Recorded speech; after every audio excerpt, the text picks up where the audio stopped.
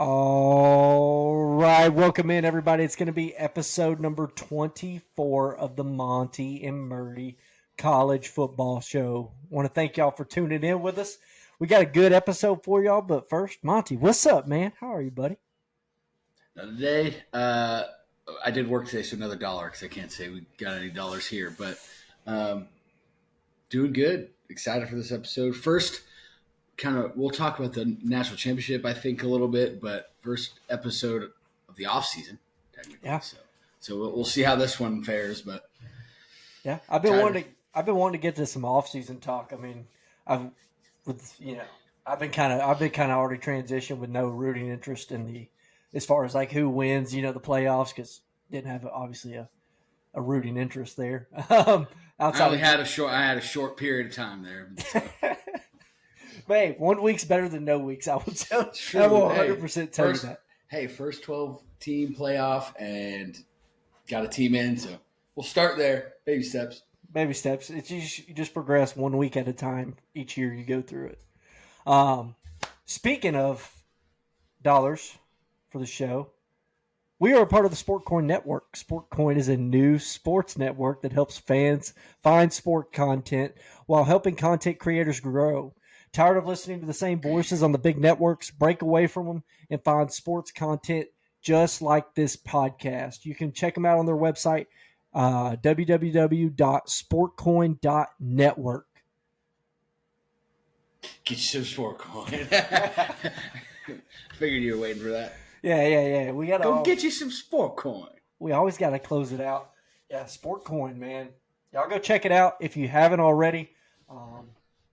Who knows? You might be able to make you some money and help out the show here. We just looked at how well it was doing. It's doing pretty well. So buy in while you can now. Saying it's just this month we're up over like 200%. So hey, get in early. Get in some SportCoin, man. Don't regret it. Don't regret it.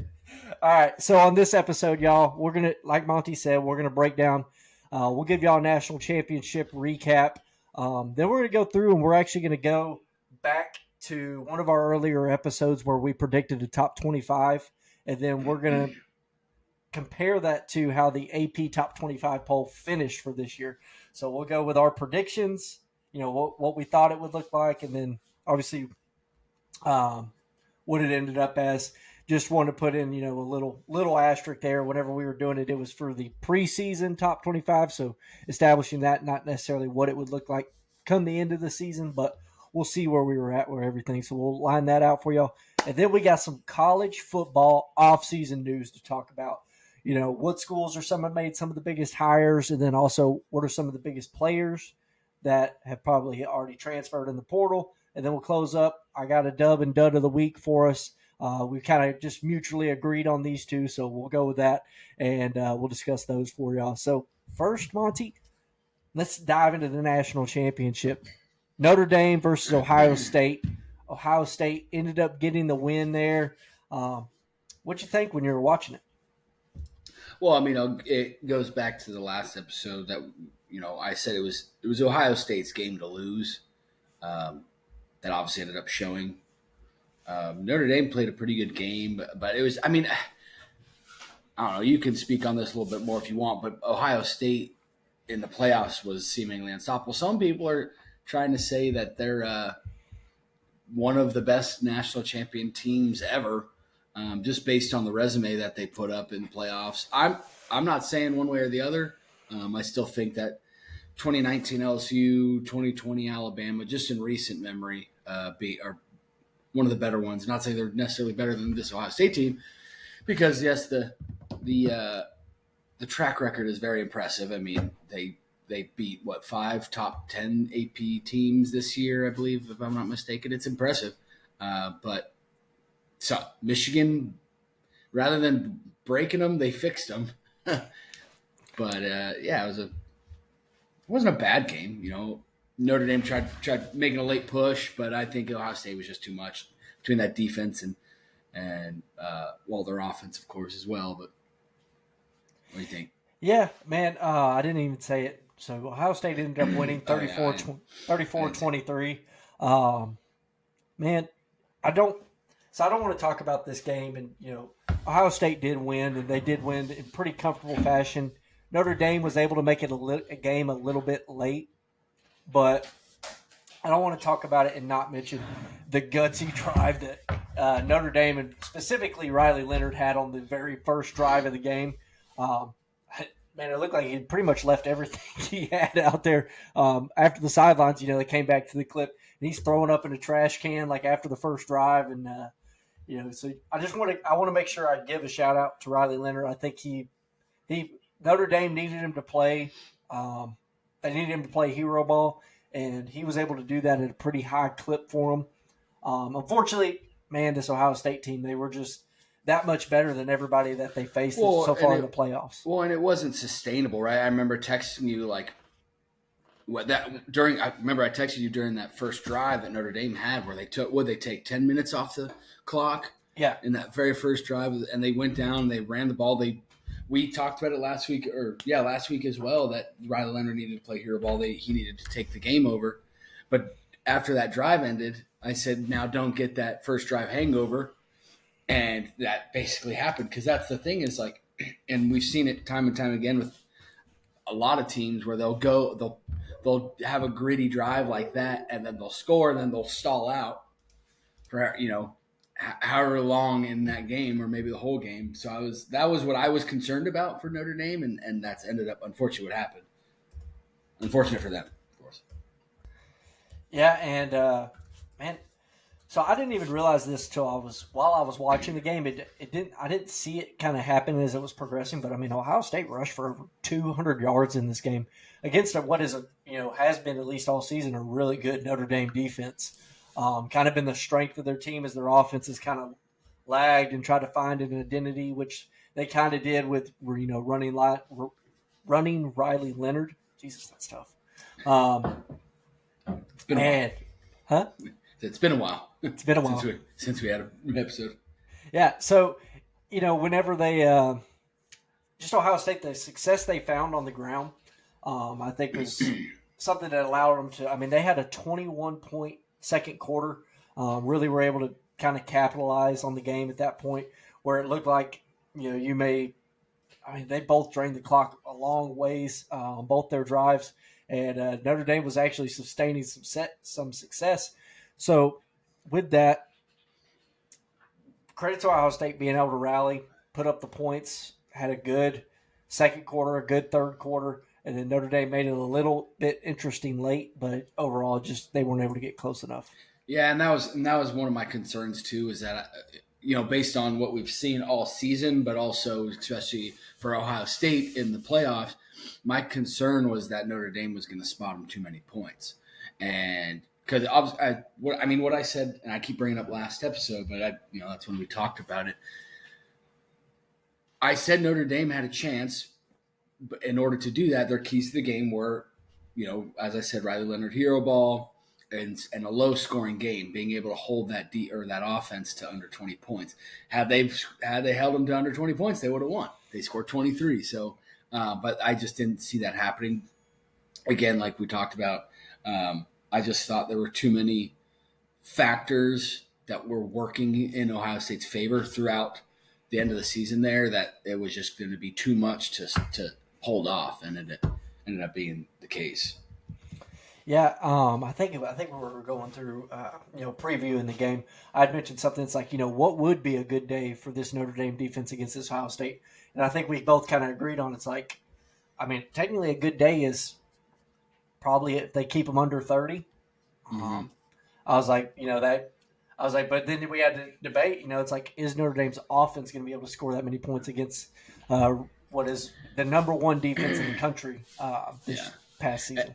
And I just don't. Well, and that was the thing. The only way for them to do it, I felt, was to do what they did on the first drive, every single drive. But that is just, it's not realistic to ask for that every single drive for 4 quarters. I mean, you saw what happened, how drained Riley Leonard was after the first half, literally drained. So once we saw him throw up, and I was like, he got a long game ahead of you. It just he played his heart out. He didn't stop playing good after that. It was just to get that out of him every single drive. You can't expect that. And that was the only way in my eyes for them to win. Yeah, I mean, it's not a reasonable expectation for them to, him to do that every single drive. It was gutsy ball. It was. He played a great game. Overall, I just don't. It was kind of what we thought. It's like, hey, who's the more talented team here? And you saw Ohio State is the more talented, complete football team.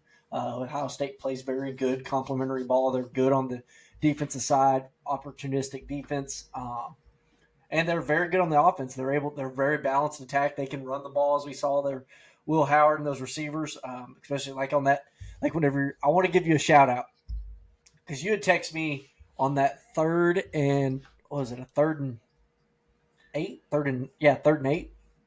right at the end of the game, and you said Ohio State's going to throw the ball right here and it's going to change the game. Now you didn't specify whether or not if they goes, if it's an incomplete pass and then that goes into gives Notre Dame a chance there without having to burn a timeout. I'm going to look for the text. I could probably tell you the context of what I was saying, but continue. Yeah. So I took the text as that they're about to complete a pass here and seal this game up. That's how I took it. And then immediately, 3rd and 8, Ohio State throws a deep ball to Jeremiah Smith, and he catches it for 50 something yards. Jesus, excuse me. And I wanted to give you a shout out on that because I thought that was pretty cool. You were able to call that right before it happened. Sorry, I think I found it. It says good to the ball here. Oh, and you said it's the difference in the game. And it's the difference of the game. I was telling you that like they're gonna throw here and it's gonna be the difference. I don't remember exactly. You don't know which way you're leaning if they're saying like, hey, they're gonna throw it and it's gonna stop the clock, or if it's, hey, they're about to freaking seal it up. Oh, you know what? Yeah, it was 3rd and long and they needed to convert. And what was it? Was it the Jeremiah Smith one? Mm-hmm. Where he was wide open? Yeah, wide open. Yeah. That's okay. I remember that. Yeah, I was saying that they were going to throw to convert rather than run the ball and if they got the 4th, punt it. Because then had they punted the ball, Notre Dame had a big chance to win. And yeah, I mean I was surprised that they left him that wide open. I was like me, a couch warrior, sitting here on the couch watching him. Like they're going to throw the ball. But yeah.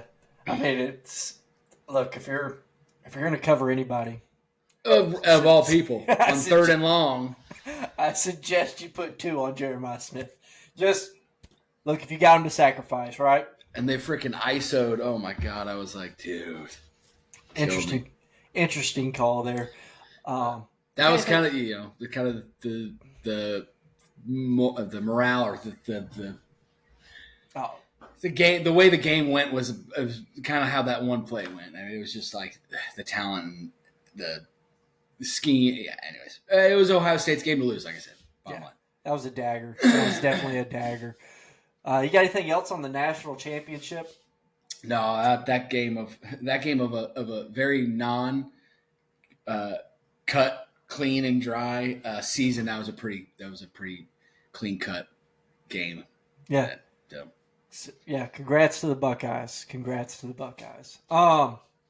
So I want to get your opinion. We're fresh coming off of it. What's your first opinion of the 12-team playoff? We've finally seen it play out. What'd you think? Is it an improvement over the 4-team or? Well, of course it's just, I mean, it's more fun. So what it proved this year, right, was that you had teams in the playoff of the 12 team that were either in the national championship or won it that would not have been in a 4-team. So it shows you that you will give the opportunity of the lower top 10 seeds. You give them the opportunity to kind of redeem themselves. I mean, we saw that's what had Ohio State lost to Michigan at the end of the season in a 14 playoff, they were out. Mm-hmm. But you saw what that Michigan game did to them, right? So for that, I love it. And obviously, the more teams, the better, in my opinion, to an extent, right? You want more. I want more college football games. That's what I want. But on the flip side, so when everyone first saw it, and everyone was in that first round, and even some in the quarterfinal rounds, people were getting blown out, and it was like these matchups are these are horrible matchups. Who picked these? The committee, and I still think the committee got a lot of things wrong throughout the season. But I actually thought about this the other day because it made me think about it. It made me think about the playoff. But we've seen multiple blowouts in the NFL playoffs now this season, but no one bats an eye because that's just seeding. That's just how the seeding is, the way that it works with wild card and head to head and all that stuff. And so blowouts in playoff games happen. Now seeing the NFL thing, it makes me think: is there a way to? And I don't know. I haven't put any thought into this, but is there a way to basically make it whereas there's no committee making these seedings to where it's just like, well, based on these, or is there too many teams? Like I said, I put zero thought into that. It just made me think one time. But it makes you wonder that is there a way? There's never a perfect way to seed these teams. This is the long answer to your question, by the way. Yeah. Short answer is I liked it. There's obviously always room for improvement, but it showed, in my opinion, to be better than the 14 because it proved that the teams not in the top 4 can and will win a college football playoff. To talk about giving blue bloods just more power to win rather than the original intent to give the lesser teams, that's a different conversation altogether. But for this one specifically, I liked it, but at least better than the 14. Yeah, no, I think it was enjoyable. I think we definitely need to work on this schedule. I think we can condense it a little bit. I think there's a little bit too much bye time in between games. I mean, that's just, I feel like it's too spaced out where the national championship is Well, we need to stop with the whole Monday night national championship thing. Yeah. I don't know why we do that, but yeah, I'm not sure either. I mean, I guess it wasn't bad when it used to be played on right at the New Year or whatever, right around that time where everybody's off work, because they're celebrating New Year's or whatever. You're off work, you're able to watch. Cool, I get that part of it, but yeah, whenever you're this far, this late into the calendar year in January, I think it's time to probably find a little bit better date for it. But that'd be my whole thing is I would want to bring it back to that period, if that makes sense. Condense put it more into December so that you're not as far into January. Yeah, exactly. Like teams coming off conference championships, give them a week or give them a week and a half. It's like Georgia, who won the SEC championship. From the date of the SEC championship, they had almost a month period where they didn't play any football. That Georgia football team played nothing. So I think we can condense that down. Yeah. I always waffle back and forth with that stuff too, and especially in college, because NFL, obviously you've seen the Chiefs do it. They had that long period of time off, and it didn't affect them really. Whereas in college, you've seen it when these really good teams have a break like that. It's like they, not literally, but they almost forget how to freaking play football.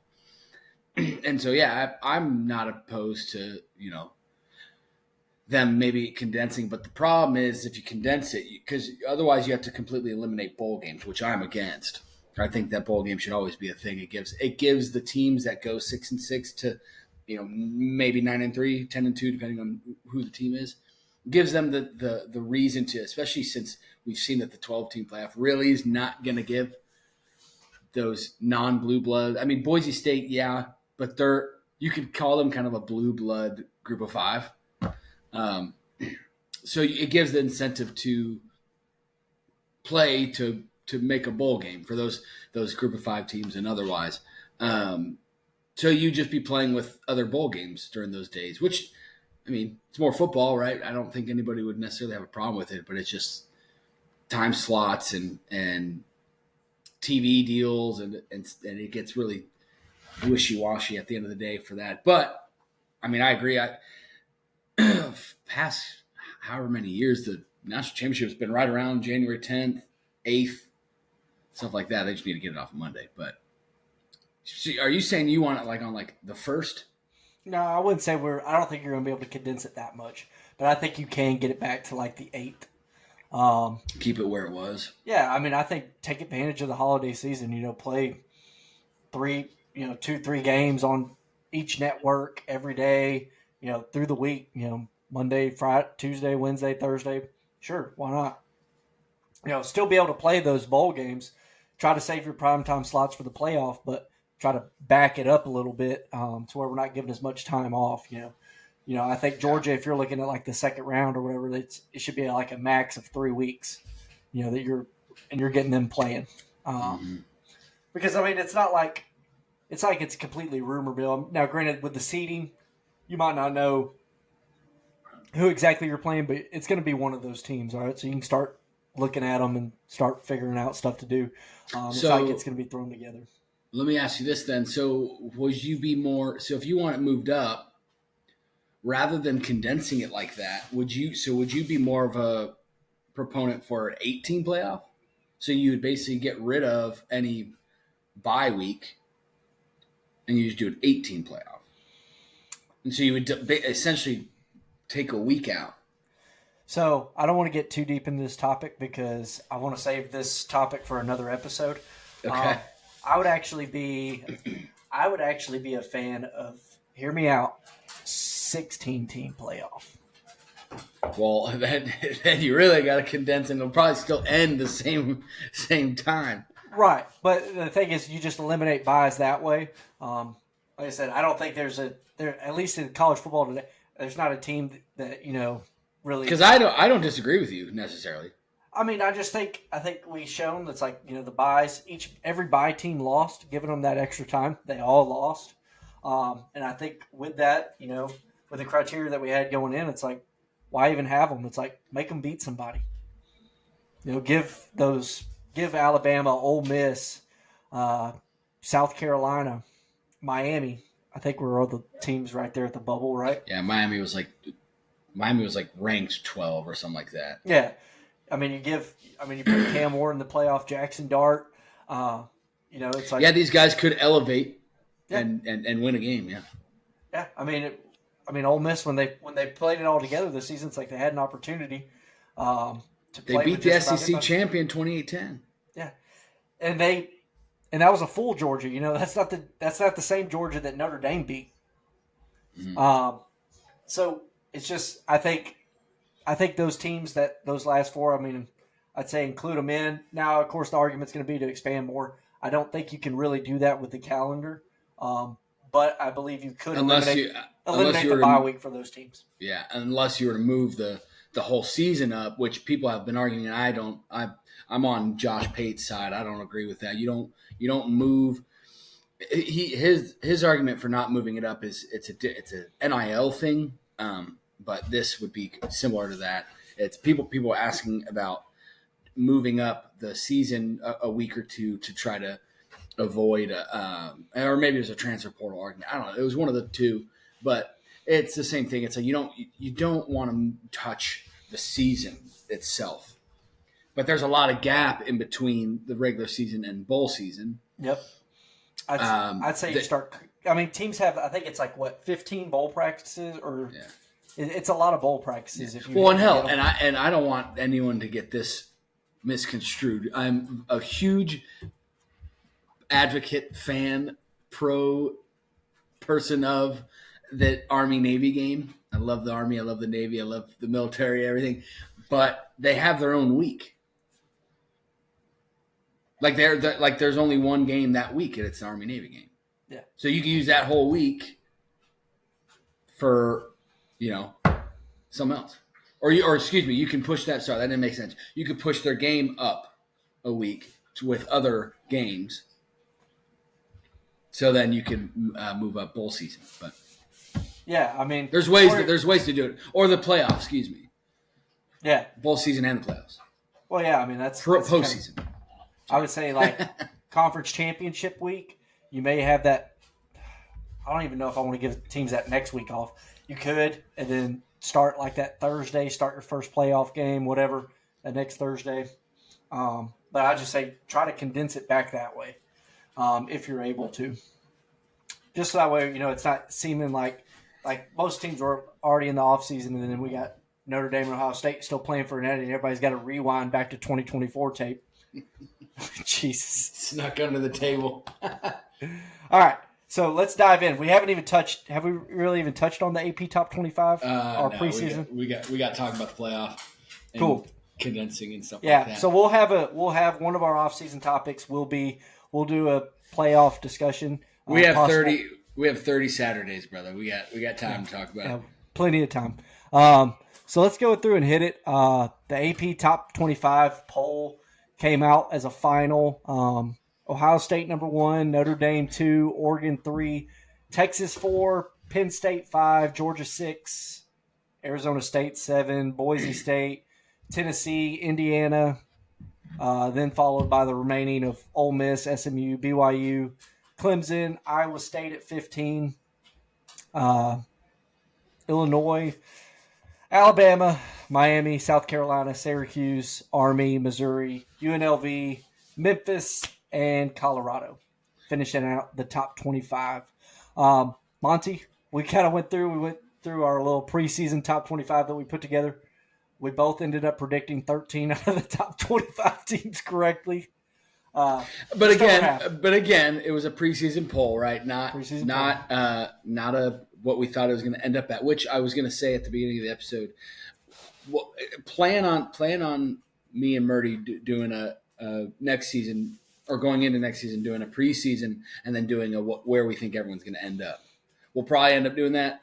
I'm assuming. Yeah. But because that's it. That sounds like fun. So we'll probably end up doing that coming into this next year. But yes, this is a preseason of this last year. I had Michigan at number 1, and I explained that for anybody that listened to that one episode. I believe that defending national champion should always start at 1 and defend their.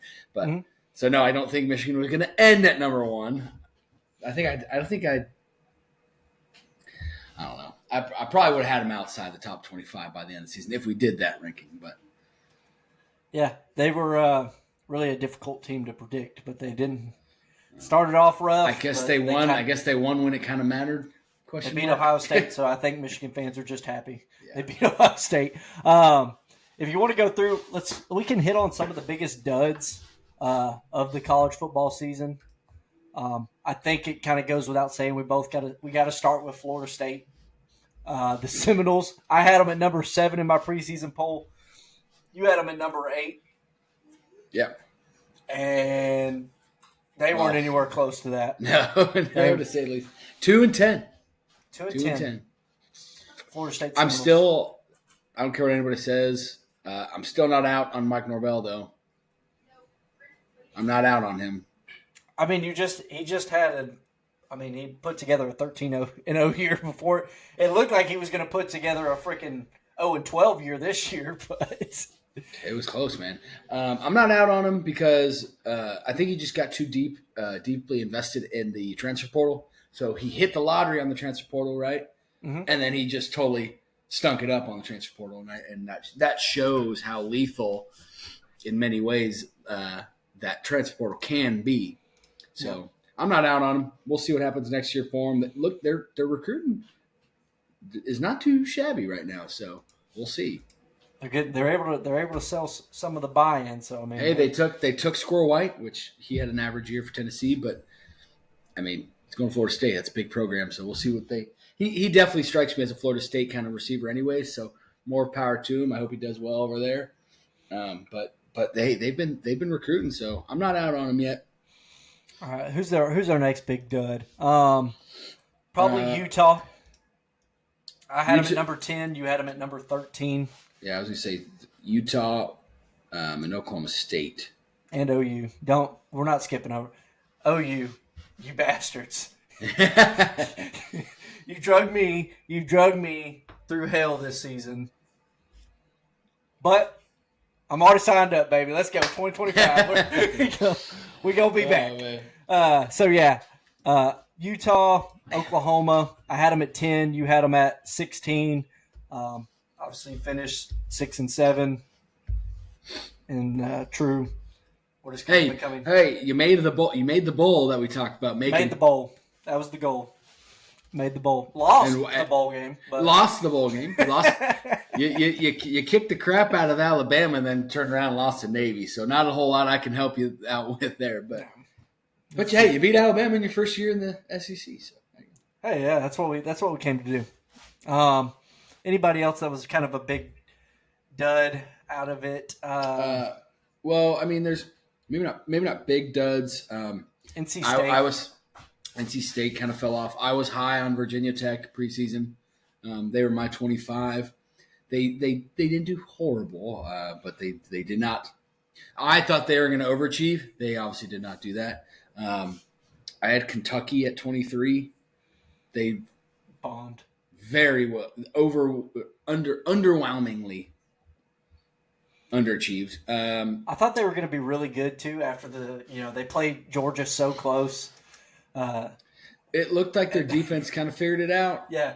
And then they had Brock Vandagriff as their quarterback, and he was supposed to be all that. And then we found out that Carson Beck was just very turnover prone. That's what we ended up finding out. Another one we had, I had LSU at 12. You had them at 15. They didn't have a bad year, of course, but they finished unranked. And Brian Kelly's one of those coaches that everyone just kind of has agreed on. That's a really good coach, but he left Notre Dame to go to LSU because he wanted to win. He wanted the resources to win a national championship. And here you are at Notre Dame. And here you are with his replacement at Notre Dame in the national. Yeah, they lost, but in a national championship, and here he is in year 3 at LSU. Yep. And he's finishing the year unranked, 9-4, I believe. Yeah, year 3 for him. I didn't say year 2 or 3. I'm pretty sure it's 3. But. He came in the same year, same time Brent Venables did, same offseason. And I was listening to Josh Pate's podcast the other day, and he had mentioned that if you were to take an LSU fan and you were to basically show them, you took them from the year that he got there, that Brian Kelly got there. I almost said Chip Kelly. It's a national championship winner. You didn't tell him the records of the seasons that he's been there, but you told him that what was it that they won the SEC West in his first year as a head coach, the SEC West, and an SEC championship appearance, and then you have a Heisman Trophy winner, and you didn't tell him the record of the third season. Where would you think your program's at as an LSU fan? Probably in a good spot. And you'd probably think, oh yeah, contending for a national championship or whatever, right? They have another Heisman Trophy winner. That's 2 in 2019, Joe Burrow, and then who was he? 2023 was he last year? Day. So 4 years. You have 2 Heisman winners in 4 years with a new coach. It's like where do you think you're? And they're just not there. And it's like, is Brian Kelly holding them back? But everyone agreed.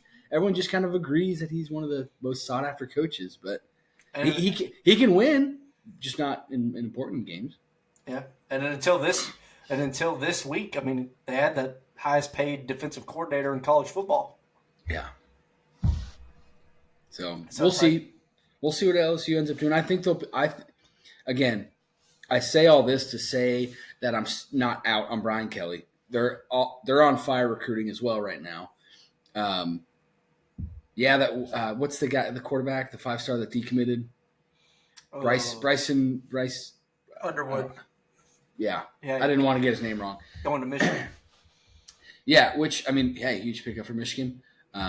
Huge bag drop out Michigan. But LSU's kind of been on fire in recruiting as well. So we'll see what they end up doing. I'm not out on Brian Kelly. Not just saying that because one of my buddies' coaches there. But LSU's always going to linger around that 9-win mark. But will he ever win a national championship? Or is he going to be the thing that holds him back? We'll see. As long as he gives up on the fake Cajun accent, I can live with it. That was brutal. That was brutal. Or the dancing on the recruit. That wasn't a good look either. Yeah, that whole thing, that was brutal. That's brutal clips, but hey, maybe if he wins a national championship, everybody's going to forget about that. Do you know which recruit that was? Do you know if he committed to LSU or not, or did he get the hell out of there? I think you got to go. I'll look it up. I'll get back to you on that next episode. Well, yeah, I was going to say we'll bring it back up next episode. Trying to find out who that recruit was and if he went to LSU and if he stayed, if he went. Be interesting. All right, so let's get to some off-season news. Some of the biggest stuff that's happened in both the transfer portal and the coaching carousel.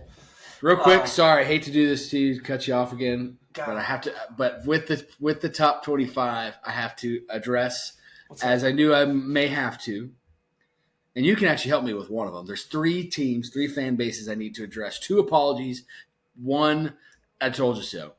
Okay. The 2 apologies are Notre Dame and Miami. I'm not apologizing to Notre Dame. I had them at 5. You were right. No, me. Okay. I had them at 17, but I remember that episode when we were talking about this preseason. I was so out on. I was tired. A&M was another one too, but that they ended up not being as good as we thought, or as people thought. I was right about them. Anyways, I had them at 17. I had them unranked, pretty sure. I was tired of them preseason ranking them, Notre Dame and Miami, which is why I'm apologizing to Notre Dame and Miami. They ended up being pretty good this year, Notre Dame more so than Miami. But Miami they lingered around that top 10, top 15 more than I thought they would. I thought that they were going to fold in multiple games, which they almost did, but they had one of the best quarterbacks in the country, so they were able to score more points than the other team. And that sounds like common sense, but when you look at the scores of a lot of their games, you would know what I mean. But nonetheless, with Miami, Notre Dame, y'all were correct. On the other side, Mizzou, I had you preseason ranked at 10. That was being nice. Mizzou, I'm all out. I'm all out on Mizzou and Drinkwitz. They hyped them up so much in that last preseason, and it just, for what, I don't know, but I tried. I tried being nice to Mizzou. As much as I dislike their head coach, I tried being nice, and they didn't get it done this year. So they finished ranked. Mm-hmm. Give them that, but I don't think they should be. Anyways. Well, my biggest thing was Mizzou is I remember when we were going through the preseason top 25, I was like, man, I just can't find the losses on their schedule. Well, yeah, that was the thing too. Good news was Missouri found them for me, so yeah, I didn't have to worry about it. Literally, though, I remember we talked about that too. How Mizzou was going to skate by with a 10-win season because their schedule was so easy, and they couldn't even do that. So, yeah, which they got. Well, we can talk about Mizzou a little bit later. I want to, guys, if y'all are listening to this point, I want y'all to give us an opinion. I've been thinking about doing like a team preview. We during the offseason we'll pick like two or three different teams, do like a little preview of them. What they got coming, what they got going, that sort of thing. Just let us know what y'all think, if that's something y'all would be interested in us doing, or not. If it's a stupid idea, then let us know that. Seriously, if it's stupid, let us know. If it's good, let us know. All right. So now you've gotten it off your chest, or you got it? Yep. I had to address the rights and wrongs of my preseason top 25, so we're good to go now. There's one. Actually, I thought about it while we were there. There you go. See, you're welcome.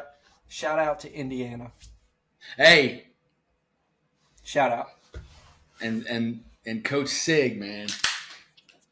Signetti, man. Turning it around. I still don't think they're a better team than Tennessee, personally, just based off play and track record. But, hey, to do what he did in year one, I thought Heupel's year one was impressive, and they went 7-5, 7-6 with the bowl loss.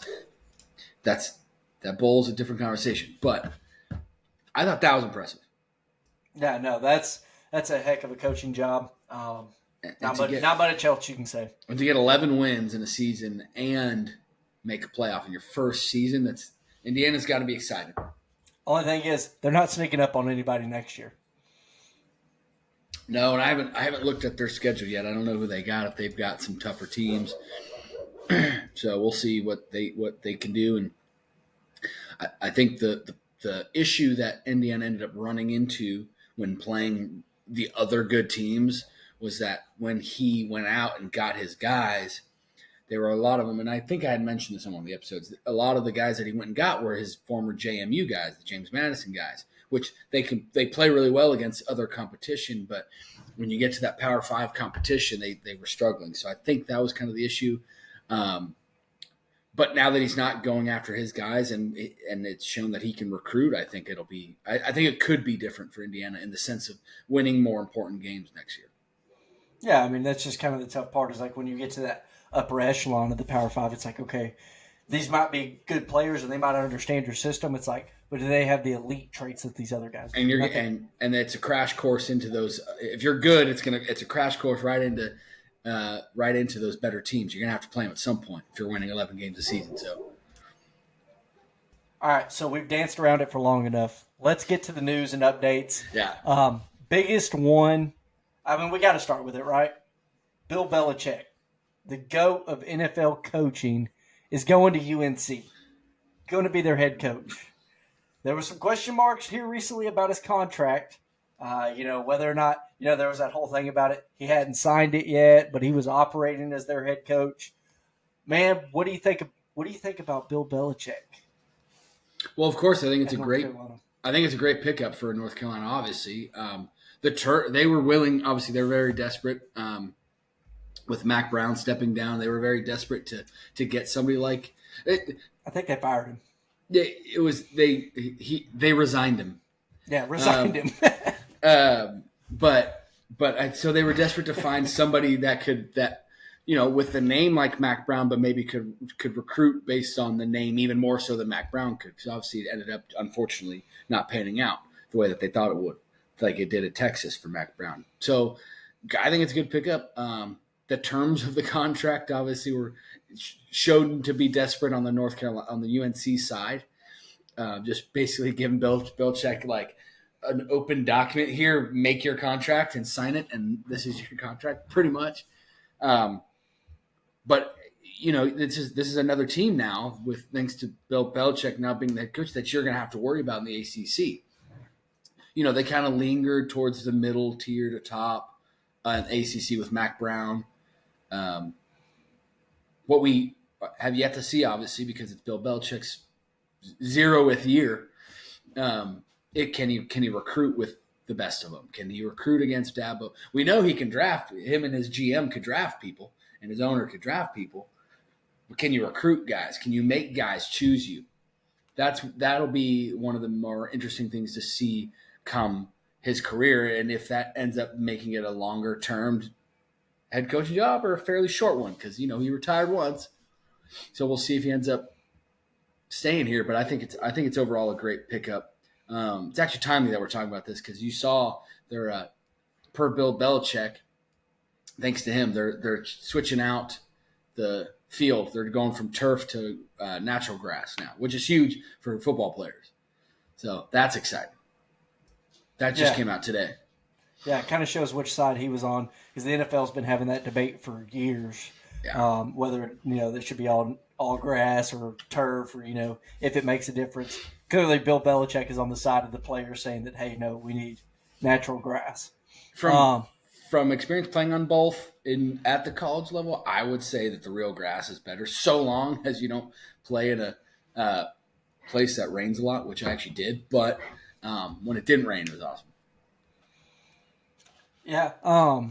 Man, a couple things. I think it's kind of interesting whenever you go. So, like when Bill Belichick interviewed for this job or whatever, he had like a 400-page, stipulation guide that it's like, hey, if I'm hired, this is what's going to happen. Right.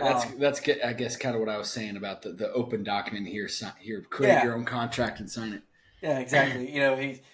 But I mean, I think he took some evaluating into it. I'd be more interested to see. I know you mentioned see how he recruits on the recruiting front. I'd be interested to see what kind of guys like the lower tier, 2-star, 3-star, guys that don't get as much national attention that Bill Belichick's able to pluck out and find kind of diamonds in in the rough, I guess you would say. Or, the Julian Edelmans, the Damian Amendolas, the Tom Brady's even. Yeah, right? the Tom Brady's even. Because that's kind of what his reputation was in the NFL is, he's able to find those late round draft picks or those undrafted free agents and, turn them into something. I want to see if he's going to be able to do that at the college level where, it's a lot easier to kind of hide that. And I will know one thing about the college game is your secrets don't stay secret long. So if people see that Bill Belichick's able to do that, kind of a high rate, once the North Carolina offer goes out, expect a whole bunch of others to follow. Yeah, right. Yeah. Unfortunately, there's not too many secrets there. No. Well, yeah, especially with the name. It comes with the name, yeah, right. So if you recruit somebody, you offer them a scholarship, it's going to probably be followed by a lot of other bigger programs. But no, I like the pickup. Short answer. I think that's a good pickup for UNC, and hopefully it pans out. I've always been a big UNC fan, so shout out to my boy Ryan Switzer. So, do I bring up the next one, or you want to stick to coaches, or you want to go to players? I say no. You can bring up the next one. I mean, it's even just because it's clearly says on your hat who you like. It's still he's probably one of the top pickups in the portal. Yeah. So there's he's the number 2 overall rated player. I was going to say, if not the top. But. Carson Beck took the top spot. Which, debatable. We know quarterback play. It's probably, anyway. Yeah. Either way, John Mateer, Washington State's quarterback, committed to OU. Production-wise. Yeah. Committed to OU. Man. So, obviously, ever since this commitment took place, I have watched a lot of John Mateer tape. More than what I'm happy to admit. And John Mateer is kind of he's a different player. He's actually a very dynamic runner. At least that's how they used him at Washington State. He's able to, not only make plays, outside the pocket, escapability plays and stuff like that. He's able to do that, throws on the run. But, they use him a lot in the QB design run game. He ran for 826 yards at 4.6 yards a clip for 15 touchdowns last year. Go ahead. Okay. Sorry. No. I was just going to say, while also throwing for 3,100 yards and 29 TDs at 7 interceptions. One of the biggest things I think I'd already mentioned is, Oklahoma's biggest offense or biggest issue last year was offense, clearly, with the offensive line giving up the most sacks in college football at I think they gave up 50. So you have that. You have, all the injuries that plague the wide receiver room. Being down your top 6 receivers. And then that's a lot to ask, especially whenever you got 2 quarterbacks that we ended up swapping them kind of in and out, but neither one of them really have experience. So it's like you're asking them to learn in that situation. You get rid of an offensive coordinator halfway through the season. I think Ben Arbuckle, who was John Mateer's offensive coordinator, coming to OU, and John Mateer himself, I think that will fix a lot of the issues that OU suffered in its first SEC season. And that was kind of what I was going to comment on, was because you have his former OC, right, and then you have him coming, but also based on his stats at Washington State, because that is very uncommon for a Washington State quarterback, dating all the way back to Mike Leach. It's like you throw for 5,000 and you rush for like 200, right? Yeah. So he's throwing for 3,100. Washington State, since Mike Leach has always been aired out, you throw 50 times a game, whatever. John Mateer has proven to be a very, very effective passer, right? But also almost 1,000-yard rusher.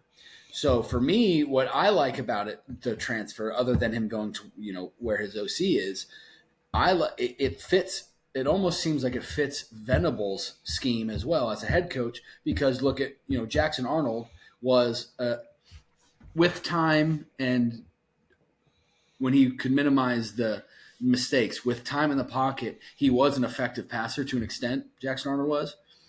But he was also very, very effective. He was better at running the ball, arguably, this past year. Yeah, and absolutely. So you have a very similar quarterback coming in to what seems like it'll fit Venable's scheme or what he wants. Then also on top of that, you have Mateer's former OC who he's comfortable with, who he trusts, and vice versa. So I think that's for OU, that is a massive pickup, and I think it'll fit in very well. So long as that OU can figure out the O-line issues and the injuries, of course. We want to minimize the injuries next year. That also hurt, but I think John Mateer himself, that's a great pickup. Yeah, like I said, it's one of the reasons. It's one of the things that can give you hope as an OU fan, which we're running. That's all we're running on at this point. Hope. Been there, man. Been there. Yeah. So, but I know I mentioned his rushing ability. I want him. The dude throws a great deep ball. Deep ball. Well, of course he does. He went to Washington State. Right. He followed up Cam Ward. They do. Obviously, at least all the early offseason returns. He's a great leader. He's all the stuff you get in the offseason. He's always the first one in the locker room, first one out. We'll see what it actually means in come season time. But at least from how that Washington State team viewed him, this is kind of at least for that Washington State team, we'll see what he does at OU. This is kind of a Baker-ish leader at the quarterback position. Yeah, which is good. And also what I like about it too is, right, so you have a guy, and you can make the argument, Washington State, and Oklahoma's in the SEC, this and that. But you have a guy comparatively to Jackson Arnold who was yet to be proven, right? He was unproven. He was a 5-star. He was a guy coming out of high school. That was a big deal, but yet to prove himself. You have a transfer quarterback that has how many years of eligibility? 2? 1? 3? 2. 2? I was going to say, I'm pretty sure 2. But you have a guy that's proved himself, at least at the Division I Power 5 level. You can make the argument that the Pac-12, whatever, but Power 5 level. And so now you know that he is capable. It's just getting the guys around him and seeing if he can play at the SEC speed, which I argue that he can. Yeah, it'll be interesting to see. I think it's definitely a pivotal point, and I'm sure we'll discuss it a little bit more here in the off season. But we can go ahead and move on. We got Carson Beck to Miami. Hey man, I guess you go where your girlfriend wants you to go. They always say if you when you know. So I guess maybe he knows. Girlfriends are undefeated in recruiting. I guess that's what we're coming to. Carson Beck to Miami. I didn't necessarily see him. I don't know. I was kind of iffy on his NFL. Going into this last season, Carson Beck was the unquestioned number 1 pick, right? That was the. I think he just had one down year. I'm not fully out on him. I'm about halfway out the door. I will tell you, I think he will have better numbers in the ACC when he's not playing against SEC defenses. 100%. I mean, I know, I understand that sounds biased. It's like, but whenever you look at the top defenses in college football, it's like there's a reason. There's Tennessee, Ole Miss, Georgia. My only shock about other than the girlfriend being there, everyone kind of guessed where he was going because of that, and the NIL collective that they seemingly have sort of my only shock was scheme, right? He's no Cam Ward with his feet. No. His arm when he's good is good, but he's just and we'll see. I mean, they seemingly were in air raid, so we'll see if he can air it out as much as Cam Ward did with the success that he had. But there's question marks because of the down year. Yeah, and so when we go back and we watch, I think the best game that Carson Beck played this last year was against Tennessee. I think that was his most complete game. I'm sorry. I mean, no, of course. I knew it was going to happen too when that game came around. But it was his timing on like the intermediate routes, the way he throws it on time, he was able to throw receivers open in that game. It was one of the crucial points. I mean, well, that's what I'm saying. When he's good, he's good. Yeah, you would have guys that are, in very good coverage. Defenders right in step with them, but they, he's throwing them open. He's able to throw it to their back shoulder. He's able to throw it, into a spot, over their front side, top shoulder, whatever.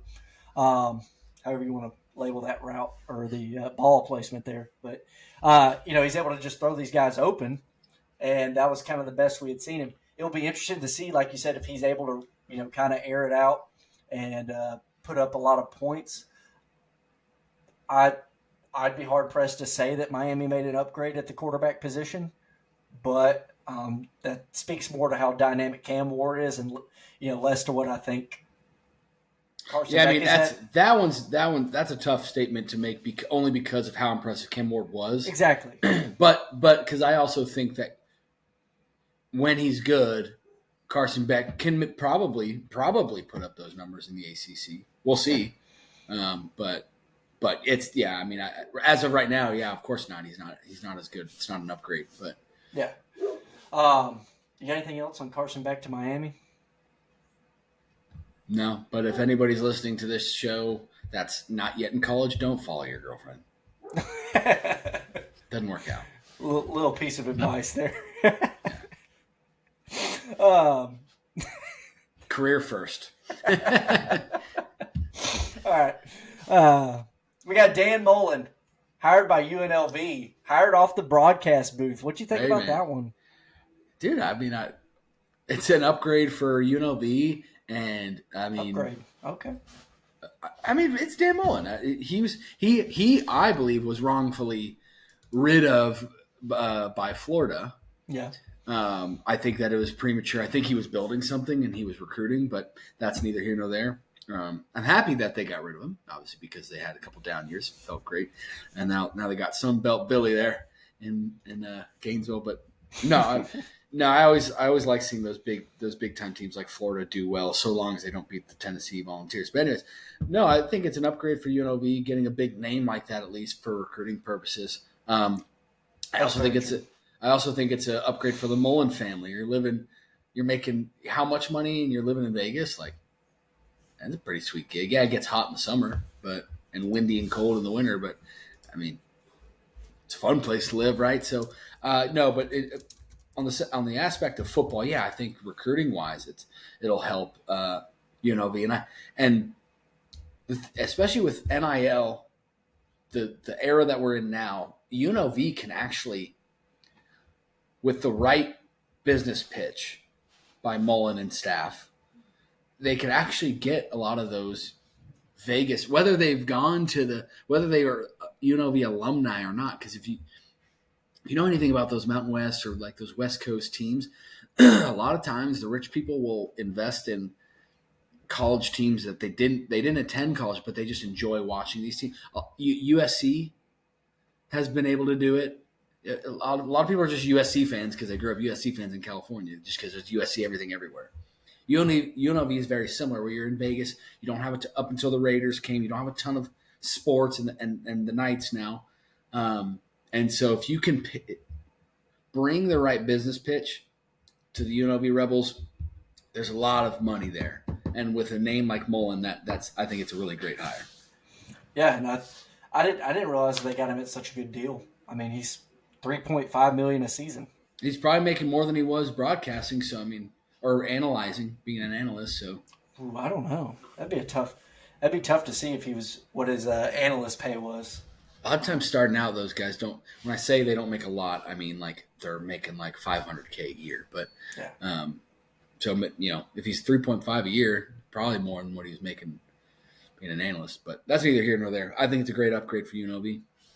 Yeah. No, recruiting wise, we'll see scheme wise, but yeah, we'll see what he's able to do. I mean, he's always been a very good offensive mind, so UNLV will probably put up some points. We'll see if they're going to be able to keep that defense around. They had a pretty good defense last year, so we'll see if they're able to keep that and be able to build upon that. Yeah, the only question I'd have about defensively is that since he's not in Florida anymore, can he get those to UNLV, a school like UNLV, can he get those South Florida DBs to where his defense can stay good? We'll see, but I mean, would it be hard to sell a Miami kid on Las Vegas?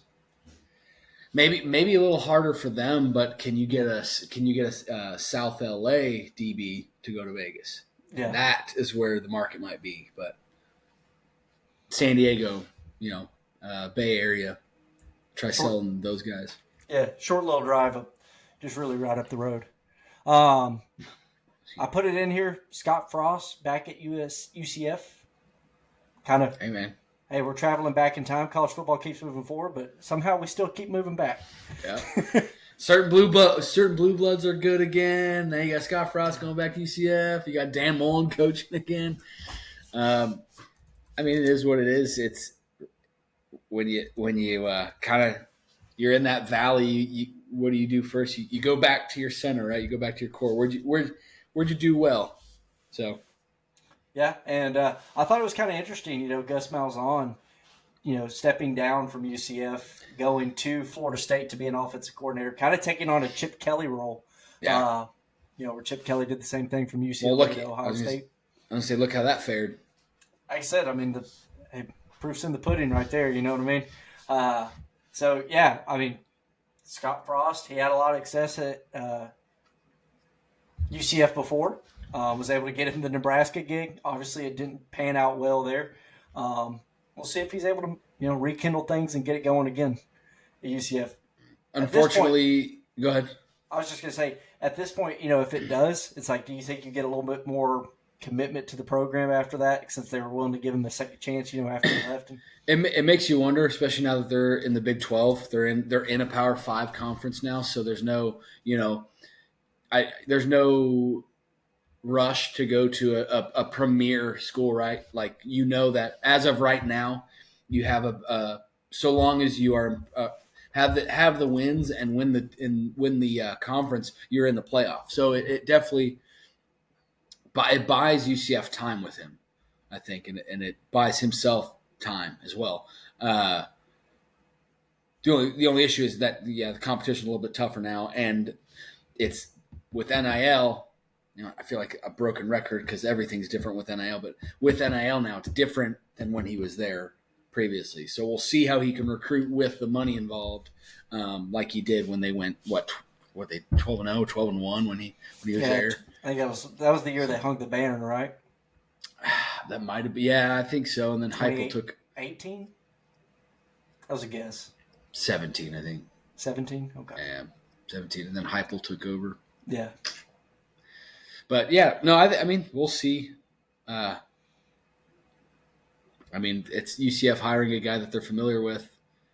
So, I say that, but actually, Danny White, the AD at Tennessee, was the AD when Scott Frost was there. So we'll see how the AD there now, I don't know who it is, fares with him. Yeah, how that relationship goes. Last one I got, coaching carousel, Jim Knowles to Penn State. He just won the national title. There was rumor mill that it was, Oklahoma or Penn State. Ended up going to Penn State on a $3.1 million deal as a defensive coordinator. Shout out to Jim Knowles' agent. I was going to say, because, without mentioning the money, you're like, it makes you wonder, right? You just won a national championship at Ohio State, and then you go to Penn State, who made the playoff, but then the team that couldn't beat them, right? And normally it's supposed to be the other way, where it can't beat them, join them. Yeah. It's like, we beat them, now I'm joining them. But so it's the money, it sounds like, for him that he liked, and Penn State gave him a price tag that he couldn't refuse. So yeah, I mean, whenever, and we'll talk about it. It's like normally these coordinator contracts, like if somebody's like the top defensive coordinator, you'll beat them. It's kind of like how the NFL does it. It's like, oh, we'll beat him. I mean, the other year, didn't one guy take $1 more, so that way he was now the highest paid wide receiver or something? You remember that happening? I do, yes. Yeah, I forget who it was. But, yeah, so normally that's the case, right? Well, before this, the highest paid, defensive coordinator we'd already mentioned on the show was Baker at LSU at $2.5 million. Well, freaking Jim Knowles' agent just kicked it up about $600K to $3.1 million. And we just mentioned, Dan Mullen as a head coach is making 3.5, so he's just under head coach money there. Well, and that's UNLV, also smaller program, which is still impressive for them to pay him that much, by the way. But but it makes you also think, that's like, where did Penn State get that freaking money? I know they're a really big program, especially now, but it's just like, we're paying. How much does James Franklin make? He's got to be making more, right? So. Props to them. They probably found a stash in the shower somewhere. Oh, man. I'm not even going to make a comment on that. That one was brutal. Yeah. But obviously, number one defense in the country. It's a pretty good hire for Penn State. Already having a really good defense, right? So, yeah. So it looks like James Franklin's right at about 8.5 a year. Which that's a lot too for a head coach. Yeah, somewhere college head coach. Yeah, somewhere around 8. Yeah, because Heupel's around like 5 or 6. Heupel's probably higher than that. He was at like 6, I think. Yeah, but either way, a lot of money for a defensive coordinator. Yeah, in college, yes, absolutely. Yeah, that's a whole lot of money. You want to go ahead and move on to our dubs and duds? Yes, sir. All right, so fire when ready. All right, so we kind of already touched on this one. I'll start with the dud of the week. I got to go with OU missing out on Jim Knowles. I think it would have been huge coming off a 6-7 season to be able to land him just from a outside perspective. Now, do I think OU's defense is going to be crap? No.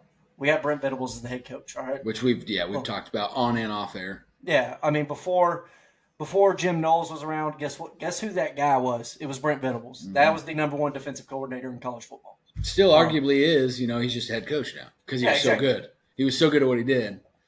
Exactly. So I'm not necessarily worried about it. Would it have been cool to get Jim Knowles? Yeah, because you can alleviate some of those duties. But, I mean, I wanted to get your opinion on it. As a Tennessee fan, like, say, who's y'all's offensive coordinator's name? Halsley, right? If Halsley left, would you be upset if Heupel took over play calling duties, knowing that that's what he's done and that's what he's grown up as a coach doing, offensive play calling? Well, Heupel does call plays for the most part. Oh, he does? Tennessee, yeah. Did Golish call plays? That whole thing. Yeah, they both kind of did. Heupel's always got his big card like Andy Reid does, so okay. I never really know who's calling plays at what point. I know Golish did call a lot of those plays. You see the difference between Halsley and Golish. Well, the question was what? Sorry. I was just saying if he had to, take over that role. Oh, well, of course I'd be comfortable with it. Yeah, I'd be comfortable with it. Exactly. Yeah. Oversee his offensive coordinator. Of course. And that's kind of my point. I was like, would it have been cool? Some Tennessee fans would argue that he probably should have done that this year over Halsley, but that said some. I said some. Didn't say me. Didn't say me. But yeah, that's kind of my point. Is if you have a guy that is, that prolific of a coordinator, I don't think OU's defense is going to take a step back. I think they're only going to probably get better, especially with what they return on the defensive line. They return everybody. You add in Marvin Jones Jr. I don't think I'm worried about it, but I think it would have looked good being able, coming off a 6-7 season, to be able to land a big-time defensive coordinator like Jim Knowles and alleviate some of that pressure on Brent Venables to try to do everything in a year where there's a lot of pressure on his job already. I was going to be honest. I was very happy with the OU Jim Knowles rumors because I was a little concerned that after the game that we had, I was a little concerned there before his contract extension. I was a little concerned they were going to try to come after Tim Banks at Tennessee. I thought Oklahoma was. So I was happy to hear the rumors about Jim Knowles, and then Tim Banks ended up getting the extension at Tennessee. He's pretty low to Heupel, but I was concerned that OU is going to show him a little bit of yeah. Hey, they were in the running for this thing. Rumor has it they were right at about $3 million willing to pay a defensive coordinator. So. Hey, shout out to the OU donor base. They were ready to pony up for this one. Yeah, well, I saw another thing on the I think I sent it to you about the program valuations. I think y'all were at like 10. 9 or 10, and I think we were at like 8. I say we, Tennessee. I'm trying to do better about being less biased, but he's not even wearing any Tennessee clothes this week. So I know. Yeah, I got freaking Florida State colors. Maybe I'll get on the program. We'll see. We'll see if I can eliminate some of my bias. But yeah, we were 10 just in front of Alabama, which was kind of surprising. But for my dub or our dub of the week, we can't put anybody but Ohio State here, right? They just won the national title. Yeah. Either way, get you some sport coin. All right, y'all. Thank y'all for tuning in to another episode of the Monty and Murdy College Football Show. It was exciting to be able to talk some off-season stuff. We'll have some more exciting episodes coming up for y'all. As always, follow the show, subscribe to the show, tell the show, tell your friends about the show. Tell them to check it out. Follow us on Twitter, Instagram, TikTok, which is now back. YouTube, Facebook. Anywhere you anywhere you can listen to a podcast, we're on that platform. So just check us out. Set up notifications, subscribe to it, and we appreciate y'all for listening, man. We'll catch y'all next week. Peace.